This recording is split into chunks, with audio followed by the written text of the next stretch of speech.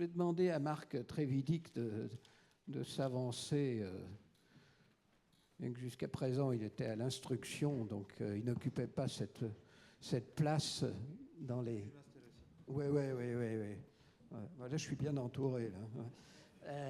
Marc Trévidic, juge antiterroriste jusqu'à cet été, et qui part comme vice-président du TGI de Lille. Premier vice-président du TGI de Lille. Voilà. Et comme je le disais tout à l'heure, non pas parce qu'il a démérité, mais parce que on applique le règlement, un règlement qui fait qu'on ne peut pas rester en poste plus de 10 ans dans la même fonction, dans la magistrature. Moi, je vous donne mon sentiment, c'est que ça justifie sans doute pour 99% des juridictions. Bon, là, dans le cas de la lutte antiterroriste, je ne suis pas sûr que ça soit bien malin d'enlever les gens qui connaissent quelque chose. Alors, Marc Trévidic, gérait des dossiers sensibles. Ces dossiers sont par définition médiatiques. Donc, dans votre travail quotidien, il faut gérer cette dimension. Alors, vous faites comment ? Bon, moi j'avais prévu un grand exposé universitaire, mais c'est pas grave, on va faire comme ça. Merci de m'accueillir. Il y a 2 ans, j'avais eu la chance de venir et j'avais parlé, le sujet c'était Elles aussi font la bombe, des femmes djihadistes. On avait 3-4 femmes djihadistes, maintenant il y en a 150 en Syrie et Irak. Quoi, franchement, les Sables d'Olonne sont en avance sur l'actualité tout le temps. Voilà, alors... Le sujet, effectivement, quand on arrive à l'antiterrorisme, et pour vous resituer, avant de venir à l'instruction antiterroriste en 2006, j'avais déjà fait un passage, mais côté parquet, procureur de la République. De 2000 à 2003, je faisais l'islam radical au parquet de Paris, à la section antiterroriste. Et donc c'est là que j'ai compris très vite que la presse faisait partie de l'univers de l'antiterrorisme, totalement. On travaille avec la presse, comme on travaille avec la police, comme on travaille avec les avocats, c'est quelque chose qui est complètement intégré. Les choses, par contre, ont beaucoup évolué. Je vais expliquer pourquoi. En 2000, quand je suis arrivé, c'était avant le World Trade Center, quand même, c'est pas anodin, il y avait quelques journalistes spécialisés en matière d'antiterrorisme, donc très pointus. Et puis, il y avait la presse judiciaire, ce qu'on appelle les agences, qui ont un bureau à la justice de Paris, qui nous rendaient des visites. Bon, ils allaient voir le substitut de permanence pour voir ce qu'il y avait sous le feu, des choses comme ça. Le fait d'avoir affaire à des journalistes très pointus, très spécialisés, c'est effectivement rassurant. On n'a pas besoin de perdre beaucoup de temps à expliquer les choses. On ne risque pas d'avoir des articles qui vont complètement à l'opposé de ce qu'on a dit simplement par incompréhension du sujet. Et une relation de confiance s'instaure nécessairement. On a besoin des journalistes et ils ont besoin de nous. On partage la même matière. Donc, personne ne peut se passer de l'un de l'autre. C'est comme ça que ça fonctionne. Aujourd'hui, tout le monde fait de l'antiterrorisme. Tous les journalistes. Je suis même surpris qu'il n'y ait pas des journalistes sportifs qui fassent de l'antiterrorisme. Ça viendra dans l'équipe. Un jour, il y aura un truc parce qu'il y aura eu un attentat sur le Tour de France. C'est horrible ce que je dis. Bon, je ne veux pas donner d'idée à personne parce que franchement, c'est très dangereux voilà, comme ça, de pointer du doigt une possibilité toutes plus horribles les unes que les autres. Mais bon, donc quand j'ai découvert l'antiterrorisme, j'étais au parquet, donc j'étais de permanence. Cette permanence, ça veut dire... Vous couchez avec le portable à côté de votre lit et puis on vous appelle s'il y a eu un attentat, un meurtre, etc. Bon, à l'époque, c'était beaucoup plus le Pays Basque et la Corse. Dommage que Gilbert soit parti fumer, parce que je ne sais pas où il est passé. Bon, enfin, c'est pas grave. Il va même pas écouter ce que je dis, alors qu'il m'a dit « Je te frappe si tu dis ce que je vais dire après ». Donc il m'a listé ce que je ne pouvais pas dire, que je lui réservais, quoi. C'est quand même dingue. En tout cas, je me couche un soir, etc. Et puis le téléphone sonne à 1h du matin. Bon, je décroche. Et c'était un meurtre en Corse, évidemment, mais pas n'importe lequel. C'était François Santoni, qui quand même était une figure du nationalisme corse. Mais la personne que j'ai au téléphone, c'est un journaliste qui m'annonce l'assassinat de Santoni lors d'un mariage. Là-bas, c'est un mariage 4 enterrements, c'était à peu près le niveau. Et donc c'est un journaliste qui m'annonce en premier. Je suis de permanence pour le parquet antiterroriste pour montrer comment ça fonctionnait. Hein. C'est de façon assez extraordinaire. Il me dit ah ouais, écoute. Alors je dis mais comment t'as mon portable professionnel? Il me dit mais on les a tous au portable professionnel. Vous n'avez pas changé depuis que le portable existe. Donc j'ai compris déjà que les journalistes spécialisés en matière terroriste avaient les portables de chaque magistrat professionnel. Bon, un truc à savoir. Et donc il m'annonce ça, et puis il me dit, ouais, voilà, mais bon, voilà, c'est tout, c'est pour simplement mettre le terrain, bien comprendre comment ça fonctionne. Donc pourquoi pas de problème, en plus c'est lui qui me donne l'information. Ça me permet de commencer à faire ma valise, parce que le matin on peut prendre le premier avion pour aller là-bas, c'est comme ça que ça se passe. Donc, et puis simplement je regardais ma montre, parce que je me disais, ah, mais quand vais-je être avisé officiellement par la police? C'est-à-dire, combien de temps il va falloir, avant, bon, c'était la division nationale antiterroriste, avant qu'on appelle officiellement? 1 heure quand même, 1 heure. C'est-à-dire qu'un journaliste m'a avisé de l'assassinat de Santoni 1 heure avant que les services spécialisés en matière de terrorisme avisent le procureur de permanence que j'étais de la mort de Santoni. Ce qui vous montre quand même l'ambiance dans laquelle l'antiterrorisme évolue et les relations très fortes entre presse et justice antiterroriste. Il faut savoir aussi que même si maintenant tout le monde fait de l'antiterrorisme, les juges d'instruction et le parquet antiterroriste a quand même la maîtrise de ses interlocuteurs privilégiés. On a des juristes qu'on préfère parce qu'ils connaissent mieux, parce qu'ils respectent un espèce de pacte, tout simplement. Et ça, c'est quelque chose d'essentiel. Dans certains dossiers, on sait très bien qu'à un moment ou d'une autre, l'affaire va sortir, l'évolution du dossier va sortir. Ce n'est pas possible autrement. Les dossiers d'instruction ne sont pas des dossiers fermés à double tour dans une armoire, ce sont des dossiers à disposition des parties, des avocats des parties, les parties elles-mêmes. Les parties civiles, personnes physiques, peuvent demander la copie intégrale du dossier, même s'ils n'ont pas d'avocat, et si elles ont un avocat, par le biais de leur avocat, donc à disposition des procès-verbaux, l'intégralité de la procédure, et ne sont même pas soumis au secret d'instruction. Donc il faut comprendre la loi telle qu'elle est faite, parce que c'est quelque chose qui est mal compris. J'ai par exemple 86 parties civiles dans l'affaire de Karachi. J'ai 86 personnes qui ont la totalité du dossier et qui ont le droit légalement de donner à un avocat, à un journaliste, un PV s'ils veulent. Pour ça, quand on vous parle du secret de l'instruction, ça fait rigoler tout le monde. Il n'y a pas de secret de l'instruction. La seule chose qu'on peut essayer de faire, et en accord avec les journalistes, c'est sauvegarder le secret de l'enquête. Comprendre la nuance. Le secret de l'enquête, c'est quoi? Voilà, demain à 6h, je vais aller faire une perquisition. Ok, vous êtes au courant, il est 20h. Écoutez, vous comprenez bien que si la nouvelle part, ma perquisition va être anéantie. Donc voilà, c'est ça le secret de l'enquête. Le reste, que les informations qui sont d'intérêt public soient diffusées si elles ne gênent pas l'enquête, moi, ça, je m'en moque totalement.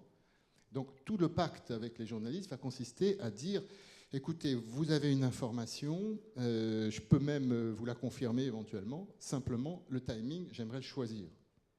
Car le timing de ce que vous allez diffuser est très important pour moi. Et c'est surtout sur ce fond-là que se fait le pacte entre la justice antiterroriste et les journalistes. Voilà, moi, il me faut 10, 15 jours. Pourquoi? Alors, il faut expliquer aux journalistes dans ce cas-là. Il arrive, il pourrait balancer l'information, sans vous demander votre avis. Il vous demande votre avis. À partir de ce moment-là, on rentre dans une discussion. Alors on peut appeler ça trahir secret d'instruction si on a envie, on peut appeler ça être intelligent simplement et essayer de voir l'intérêt du dossier sans que le journaliste abandonne l'intérêt pour lui de son boulot, du scoop qu'il a éventuellement, etc. Mais expliquer à un journaliste, par exemple, que s'il diffuse l'information trop tôt, moi je dois entendre encore 2, 3 témoins qui viennent de l'étranger, qui risquent d'avoir peur simplement parce que l'affaire est médiatisée. Certains dossiers, ça peut avoir un impact, vraiment, les gens ont peur, tout d'un coup décident de faire machine arrière, donc dans certains dossiers, ça peut être d'autres sortes de problèmes qui se créent. Voilà. Par moment, au contraire, le moment est bien choisi, il s'agit de faire pression à un moment clé pour faire avancer un dossier qui est complètement bloqué. Et là, les journalistes, la caisse de résonance est fabuleusement importante. Après, il faut voir la méthode. Moi, j'utilise beaucoup la méthode de la réunion des parties civiles, logique. D'ailleurs, je vais en faire plein la semaine prochaine. Ça me sert d'abord à dire aux parties civiles, ben voilà où j'en suis, etc. Et leur dire ce qui ne fonctionne pas, où sont les blocages. Et après, elles vont parler à la presse en disant voilà, c'est inadmissible, on n'a pas donné ça au juge, il ne peut pas faire ça, il ne peut pas faire ça, il ne peut pas faire ça. Là encore, c'est dans l'esprit de faire avancer le dossier. Parce qu'il y a des blocages.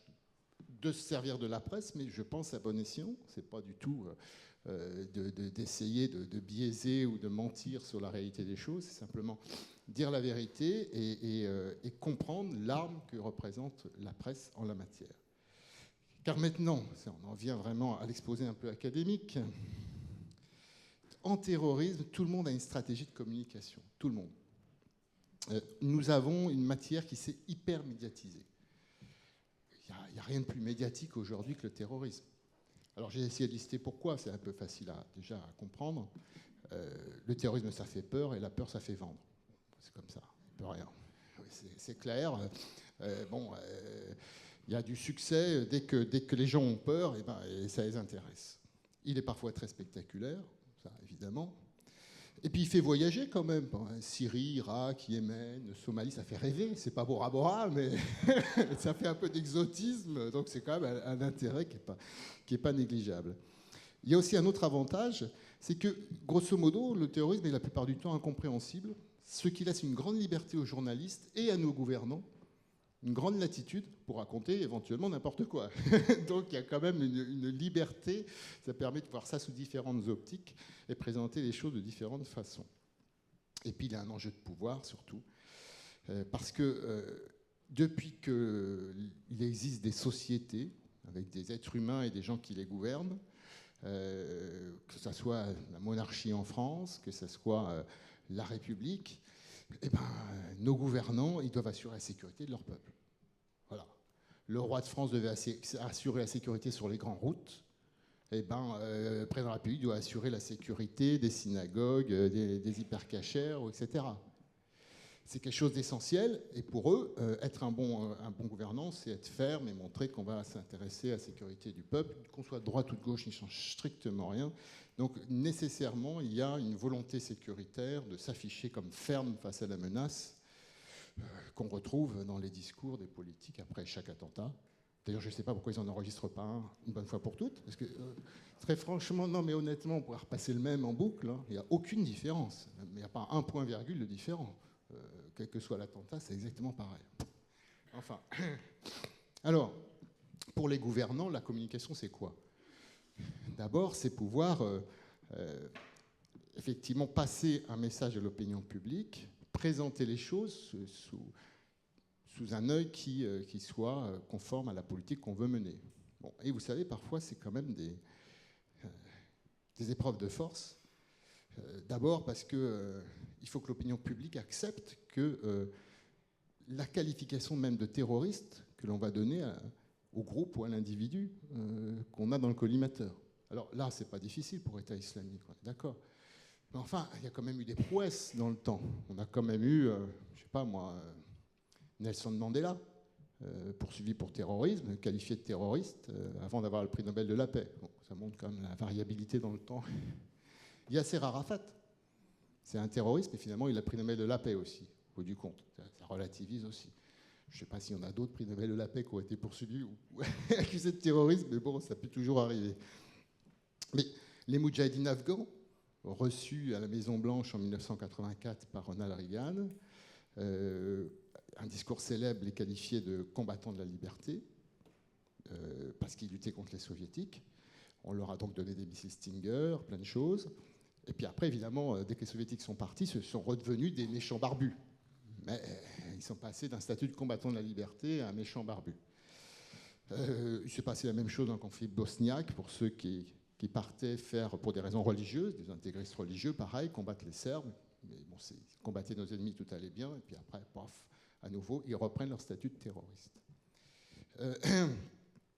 On a pu en France aussi faire passer l'idée, sans trop de dégâts, que on refusait d'extrader en Italie des terroristes réfugiés dans les années 80 On sait toutes ces histoires-là. Bon, c'est pas facile non plus à faire admettre.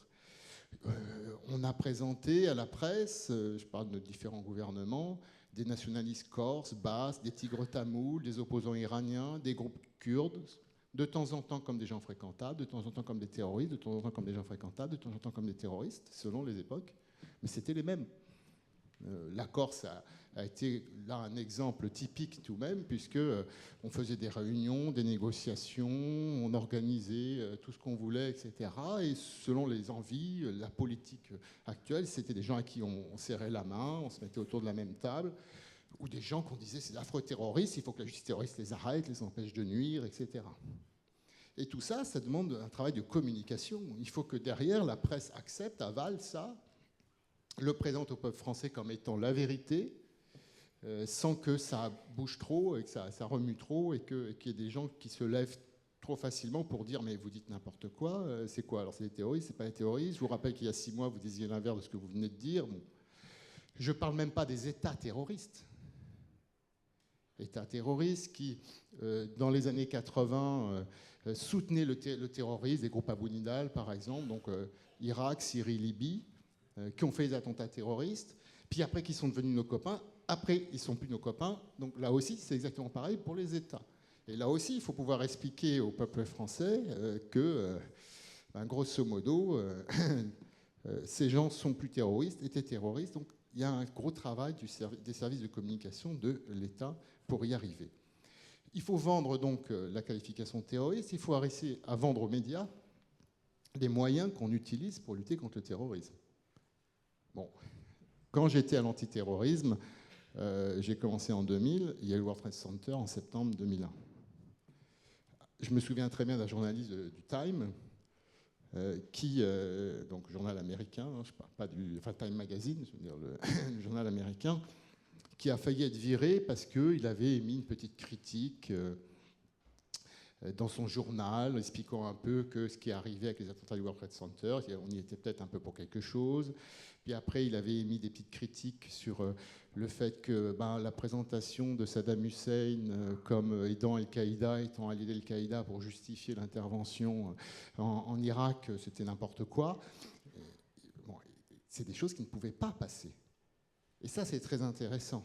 C'est-à-dire qu'à un moment donné, la presse en matière de lutte antiterroriste ne peut plus écrire ce qu'elle a envie d'écrire, qui correspond à la réalité. Il y a un risque. Et pourquoi? Parce qu'elle se retrouve face à un bloc. Le bloc, c'est on est tous solidaires, hors de question d'écrire quelque chose qui soit discordant.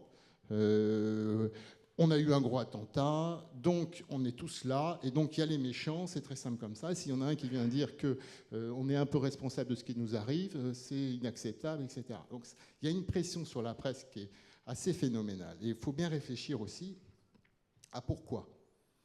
Mais la presse, elle a besoin de vivre. Or, ça veut dire qu'il faut analyser aussi ce que le lecteur est capable d'accepter dans ce qu'il lit ou dans ce qu'il écoute. Et en matière de terrorisme, c'est très important. Il y a des choses que le lecteur, parce qu'il est un citoyen qui est choqué par les actions terroristes, par une situation mondiale, ne peut pas avaler, accepter, même si c'est la vérité. Et la rédaction d'un journal, une chaîne de télé, sait qu'il y a des choses qu'il faut pas dire, qui ne sont pas vendables, tout simplement. Et là, c'est parce qu'on est dans un secteur très concurrentiel. C'est vrai que ce secteur devient de plus en plus concurrentiel. Aujourd'hui, on n'en est même plus au stade de qu'est-ce que je peux écrire dans mon journal, etc. C'est je dois écrire quelque chose tout de suite, le plus vite possible, je dois diffuser à la chaîne quelque chose le plus vite possible, je dois donc pouvoir parler de ce qui se passe avant même de savoir ce qui se passe, et après, il faut tenir pendant des jours et des jours. Ce qui se passe systématiquement après chaque attentat aujourd'hui.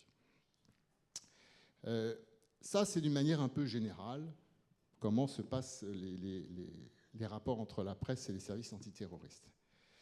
Mais les gouvernants, ils ont surtout besoin de deux choses. Si on se limite à la France et à comment ça se passe. Ils ont besoin, puisqu'ils vont être jugés eux-mêmes sur leur capacité à lutter contre le terrorisme, ils vont avoir besoin de surévaluer les réussites et minimiser les échecs. C'est quand même la clé pour le pouvoir exécutif en matière de terrorisme. Alors, surévaluer les réussites, bon, je vais vous dire, qui n'a pas entendu un Premier ministre, un ministre de l'Intérieur, un président de la République avoir cette phrase « cette année, ou depuis le début de l'année, nous avons évité 2, 5, 10 attentats. » On balance ça. Voilà, bon. Donc, on se lève le matin... Et on se lève le matin et on écoute, on met la radio, et puis on entend un discours d'un ministre qui va dire depuis le début de l'année, on a évité 50 attentats. Bon, alors nous, à l'antiterrorisme, on compte sur nos doigts. Bon, j'en vois un, deux, ouais, deux. Mais les autres, alors, je sais pas où ils sont. Comme de toute façon, s'il y a un journaliste qui ose demander au ministre mais c'est quoi au juste vos attentats? Ah ben non, c'est secret. Ben voilà, ça se passe exactement comme ça. Je ne pense même pas que les journalistes soient dupes, parce qu'ils ne voient pas non plus, et puis ils se renseignent par ailleurs, et puis ils se disent, mais c'est quoi? Et puis alors nous, on est encore moins dupes, évidemment, parce que là, on dit, tu vois de quoi ils parlent. Comme de toute façon, la notion même d'attentat ne veut rien dire, parce que les gens qui rentrent de Syrie, ils ont de mauvaises intentions. Bon, alors rapidement, on peut dire que si on en arrête un, on a déjoué un attentat. Non.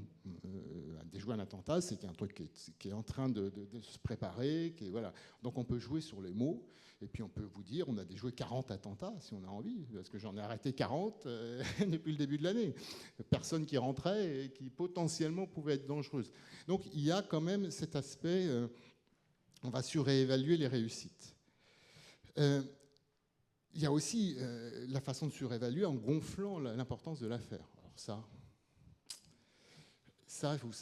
c'est vrai que c'est toujours difficile actuellement de parler de ça et d'avoir un peu d'ironie, parce qu'on a les attentats, c'est arrivé hier, ça arrivera demain, mais il faut quand même garder, moi j'appelle le sang-froid, et se dire qu'il y a assez de cynisme dans le monde antiterroriste pour que, quoi qu'il arrive, ça soit instrumentalisé.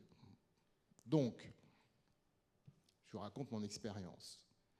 Combien de fois, là aussi, j'ai allumé la radio pour entendre qu'à 6 h du matin, tel ou tel service spécialisé avait démantelé un dangereux groupe lié à Al-Qaïda, etc. Bon. C'est le parquet qui a interpellé, et puis mais on sait qu'au bout de 4 jours de garde à vue, ça va passer à l'instruction, et qu'on va voir les déferlements de ce dangereux groupe terroriste. Les journalistes aussi... il y a communiqué de presse du ministère de l'Intérieur, alors que les gars sont arrêtés depuis 3 heures, que les perquisitions ne sont même pas faites. Généralement, il y a eu des équipes de télé qu'on a convoquées à 5 h le matin. Il ne faut pas qu'elles soient en retard quand même pour les interpeller à 6 h.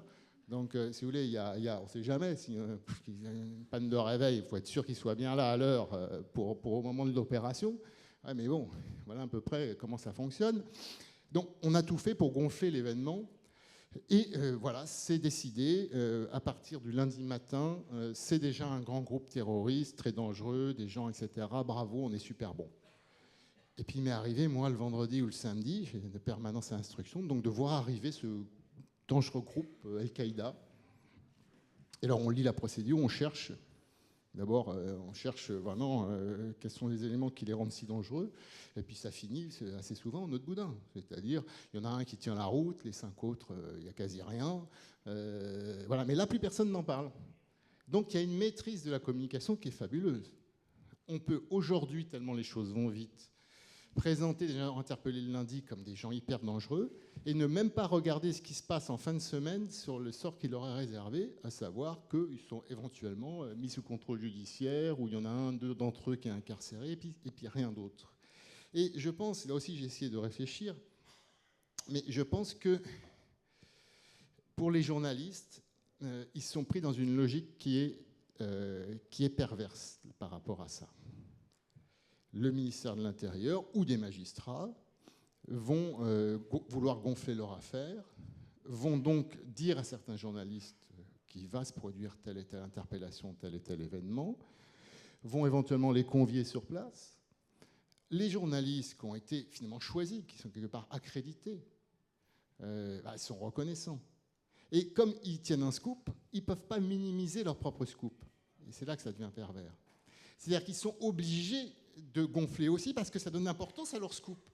Parce que vous voyez, il s'est levé tôt à 4 heures pour être à 5 heures là, pour qu'à 6 heures, il puisse mettre ses caméras pour filmer les interpellations. Et il ne va pas commencer à dire c'est de la dope cette affaire. Bon, Scoop est nul.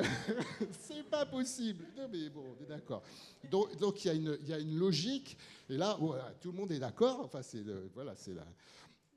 la grande alliance pour effectivement gonfler le truc. Alors tout le monde, évidemment, ne trempe pas là-dedans.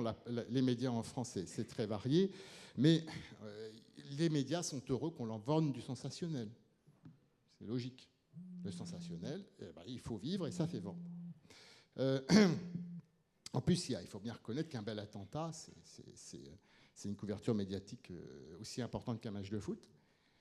Et il n'y a pas de droit de retransmission en plus, hein, c'est gratos. Donc, c'est vrai. Donc, couverture en janvier. Mais ça n'empêche pas que, je parlais que les gouvernements ont besoin, ou les juges, de surévaluer leur réussite. Ça n'empêche pas le rôle très important des journalistes quand on essaye de minimiser nos échecs. Et ça, c'est intéressant.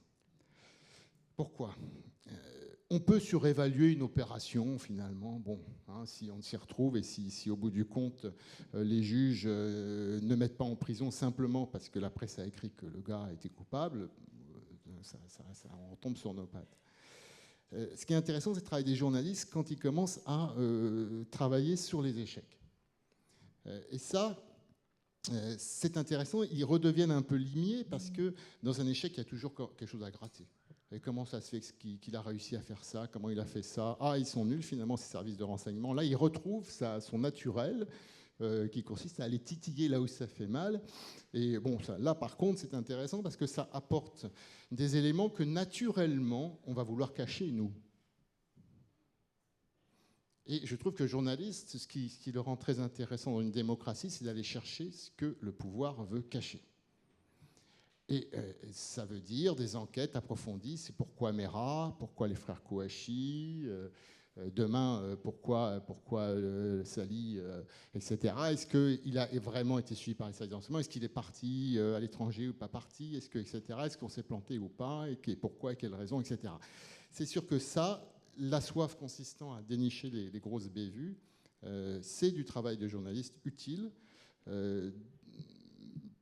D'autant que, je vous ai dit, l'enjeu est tellement fort pour les gouvernants de paraître performants en la matière, que l'instinct général, c'est de cacher dès qu'on a fait une bourde. En plus, les journalistes vont bénéficier de l'œil bienveillant de l'opposition, généralement, s'il y a eu un attentat réussi.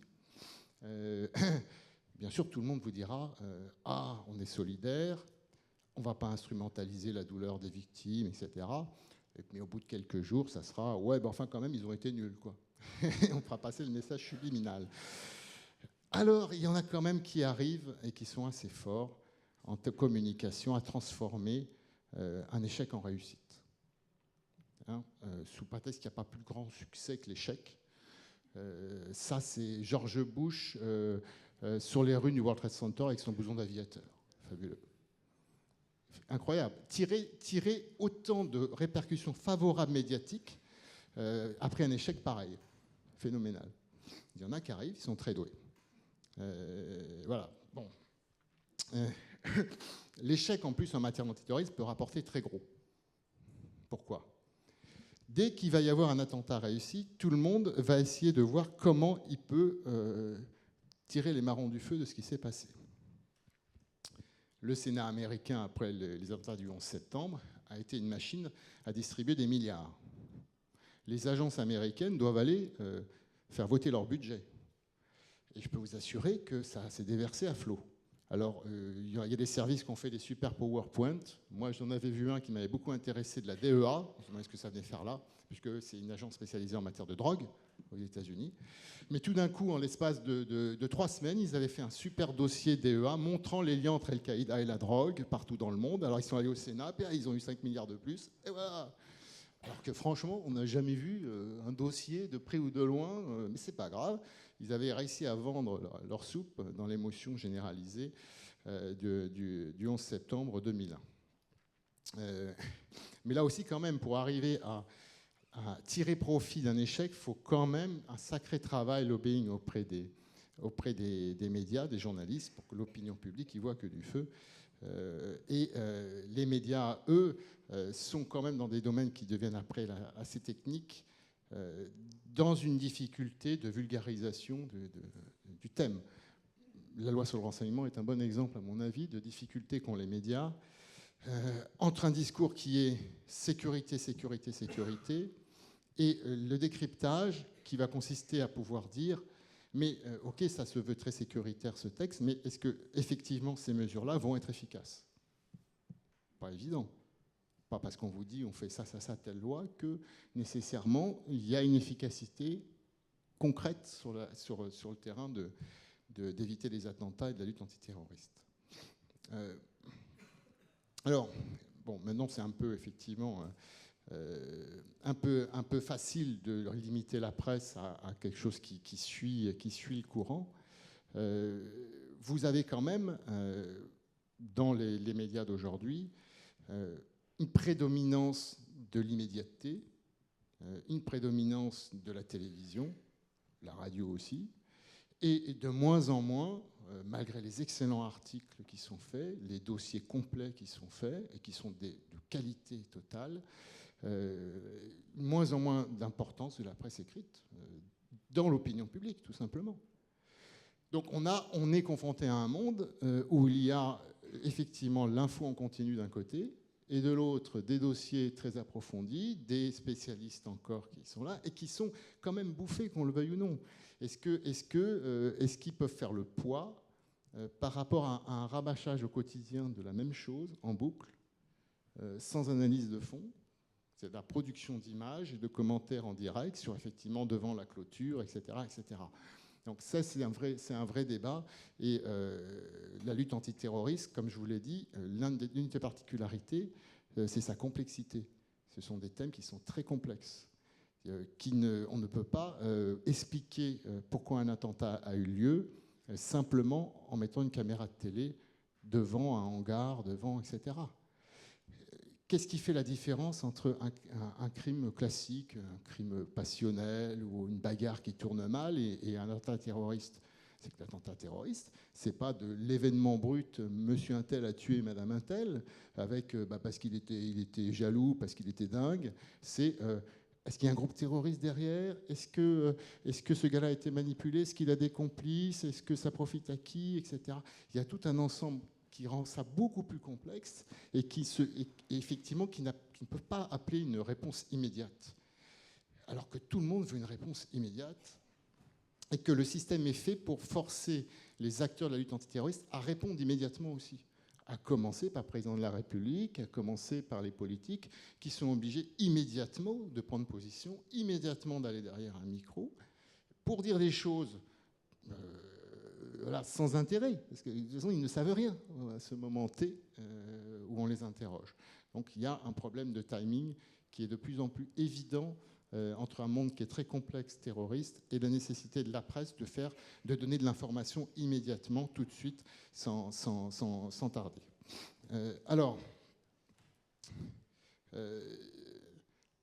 Personnellement, pour finir mon exposé, moi, sur ces années, je retiendrai quand même l'aide précieuse que m'a apportée la presse. Dans les dossiers complexes que j'ai eu à suivre, la presse m'a permis clairement de débloquer les choses.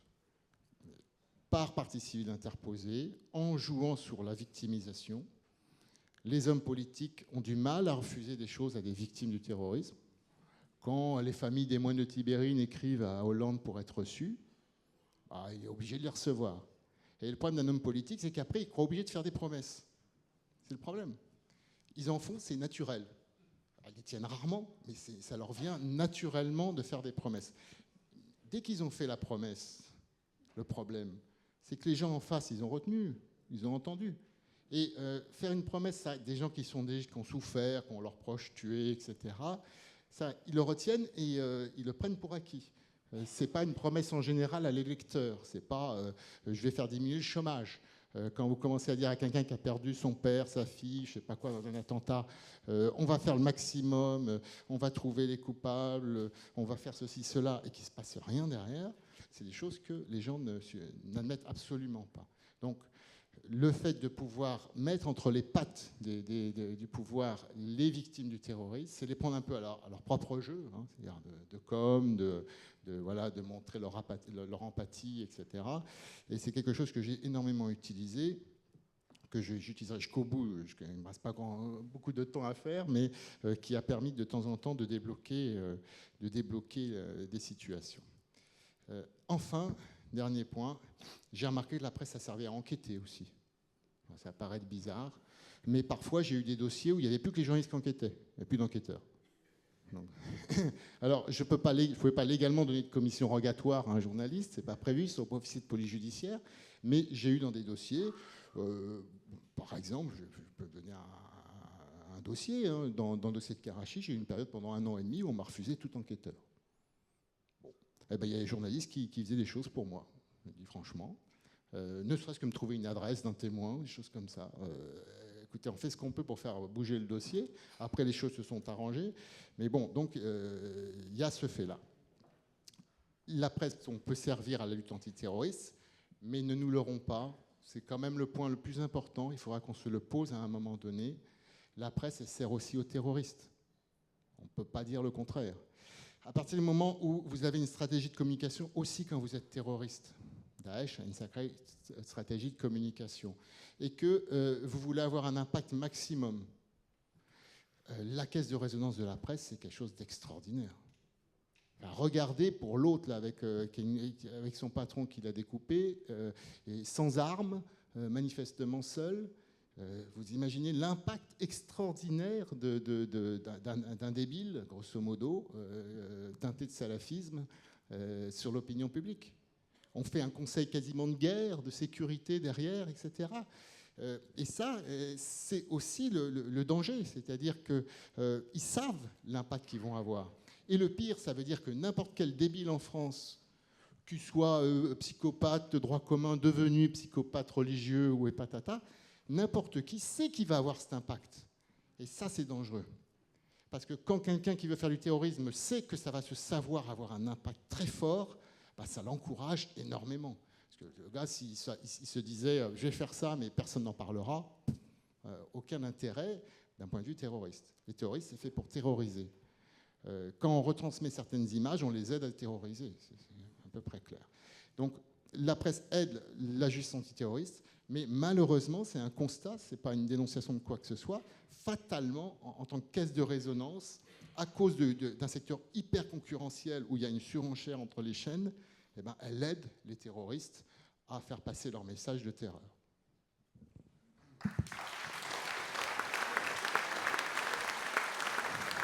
Merci.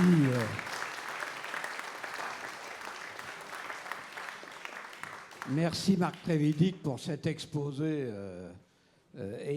éloquent et sans langue de bois, et bon, en disant les choses telles qu'elles sont. Alors oui, j'ai noté deux, trois éléments qui sont le secret de l'enquête et le secret de l'instruction. Oui, le secret de l'instruction, c'est évidemment une rigolade, parce qu'il y a plein de gens qui ont accès au dossier. Le terrorisme qui est très compliqué, incompréhensible, ce qui permet à n'importe qui de dire n'importe quoi, c'est absolument exact.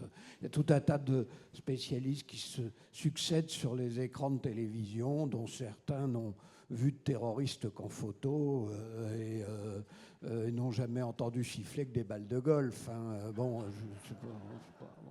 Et, ou des gars qu'on découvre, même quand on suit des trucs un peu de près, sur le Moyen-Orient par exemple, on découvre des gens là, dont on n'avait même jamais entendu parler, dont on ne soupçonnait pas l'existence, ils devaient sans doute agir secrètement. Oui, le fait de... Alors là, le gonflage de muscles en fait sur les opérations avec convocation des chaînes, des potrons minés pour immortaliser un succès, arrêter quelques clampins dont on ne sait pas trop en fait s'ils ont vraiment fait quelque chose de mal et où le dossier s'effrite au fil du temps. On a vu ça dans d'autres Enfin, on a vu ça assez souvent. Alors, l'appellation terroriste, ça c'est très intéressant parce que, bon, moi je suis beaucoup occupé des affaires du Moyen-Orient. J'ai fréquenté un certain nombre de terroristes à l'époque, enfin, ou de gens qualifiés comme tels, Yasser Arafat, Georges Habash, Awatmeh, ou les dirigeants israéliens, Menahem Begin, qui avait fait quand même sauter l'hôtel King David au moment de la lutte pour l'indépendance d'Israël en 1948, ou Yitzhak Shamir, patron qui a été Premier ministre, mais enfin qui avait été dans les années 48-40 patron d'un groupe qu'on appelait le groupe Stern, et qui avait une spécialité, c'était de mettre des bombes dans les marchés arabes. Bon. Et de l'autre côté, les Palestiniens, effectivement, tout un tas de gens qui avaient à leur palmarès aussi un certain nombre, enfin encore plus d'ailleurs,